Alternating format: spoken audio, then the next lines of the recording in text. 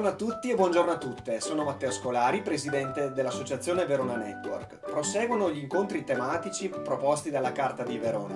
Dopo gli incontri sulla sicurezza, sull'agroalimentare e sulle reti e le tecnologie, il 20 di maggio sarà il turno del turismo. Sono particolarmente emozionato perché l'associazione è nata proprio in questo settore, nel senso promuovendo l'Expo di Milano a Verona e portando persone a Milano per visitare l'esposizione universale. Il 20 maggio, dicevo, alle ore 18, in Villa Arvedi, nella prestigiosa villa seicentesca di Grezzana, si svolgerà un grande focus sul turismo con diversi attori.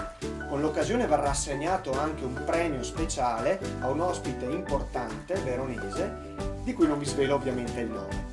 Invitiamo ognuno di voi, invitiamo le imprese, specialmente i soggetti che sono impegnati o comunque che lavorano quotidianamente nel settore turistico.